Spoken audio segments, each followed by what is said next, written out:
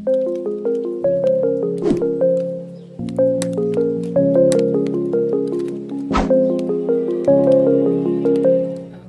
Sag, welcome back to your monthly reading. This will be a reading for October.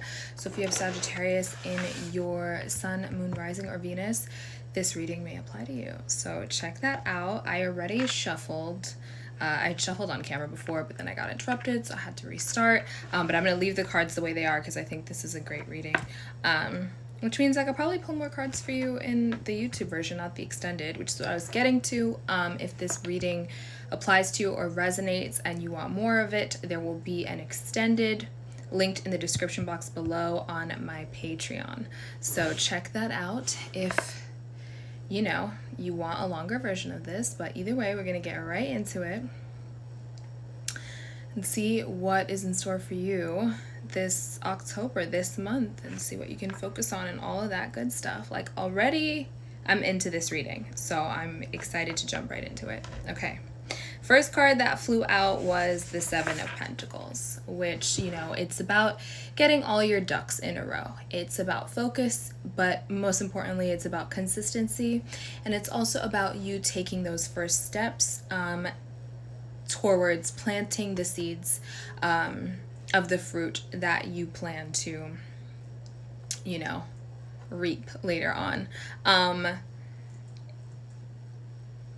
It's not that I don't think anything new necessarily is gonna pop into your head. I think for a while there have been things that you've been interested in or something that you've wanted to do, but this is kind of about the consistency with that. So basically, if you try one thing and it hasn't been working for you, working up the motivation and the methodology to trying it a different way, and so on and so forth, and not necessarily continuing to try the same way and failing, or also putting your luck or future in someone else's hands so heavily either. Like, even if you have people working with you on a team or doing things for you, also kind of doing your own stuff on the side, so that you're also responsible, you know, for your successes or failures and things like that, basically.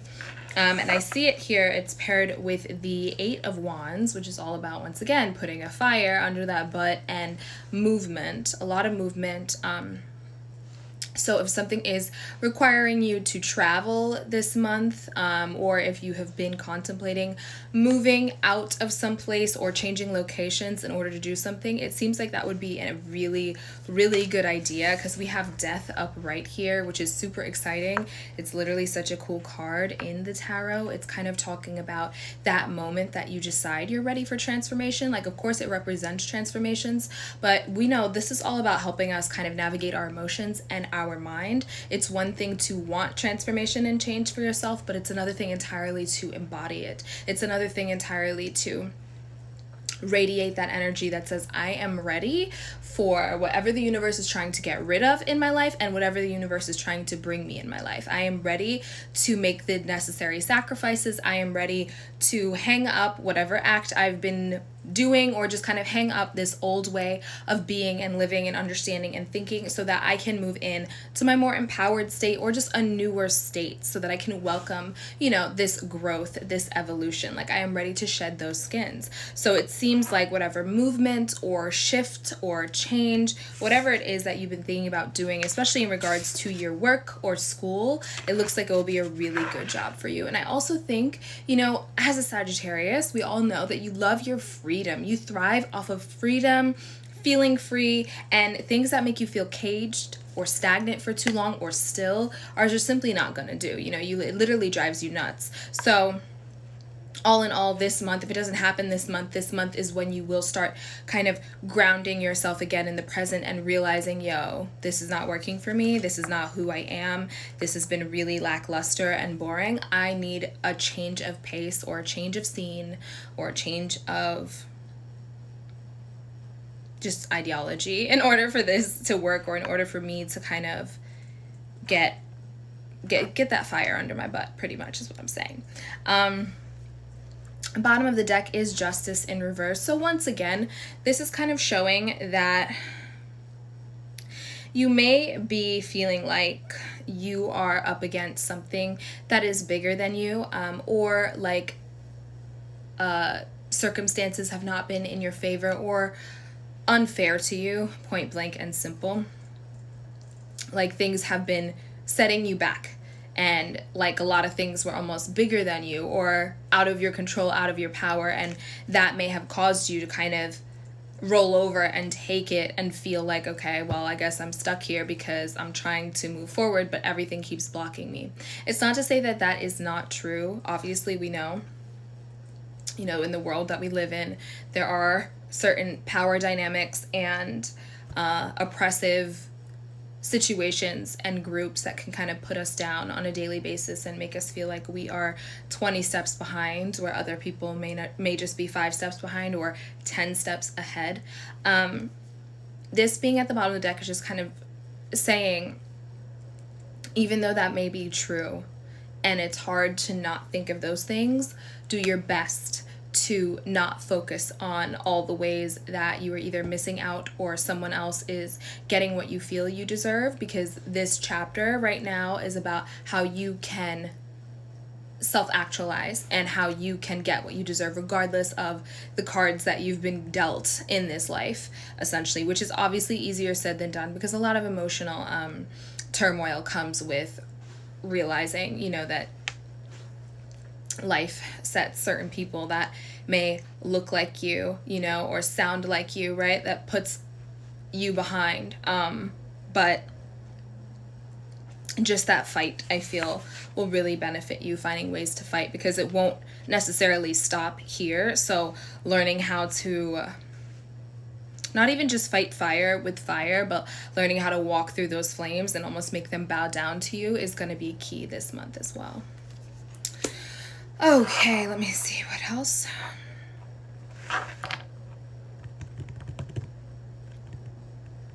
It seems you have a lot of talent with this thing, and it's really important that you remain consistent with it.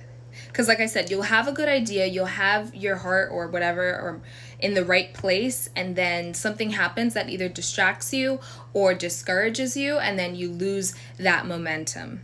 And I feel like this month is about keeping that momentum up, but also realizing what it is about you that needs to change or die, whatever it is that you need to get rid of, so that you can maintain that momentum for longer in a more consistent way. I think also anything that, if you've been stopping yourself, because Justice in Reverse is about getting what we feel or what we know we deserve, but also treating ourselves fairly as well. It's like the world is already treating us unfairly. It's too much for you to start doing it to yourself as well. And so finding a way to believe in yourself and also believe that you are worthy of the things that you want, because you can want something, but if you don't truly believe that you are worthy and you keep talking down on yourself and doubting yourself, you can really self-fulfilling prophecy, you can bring it out and almost push it away from you. So make sure you don't fixate too much on that, and you remind yourself and prove to yourself and show yourself that you are worthy of these things, because you are you. Why wouldn't you be worthy of it?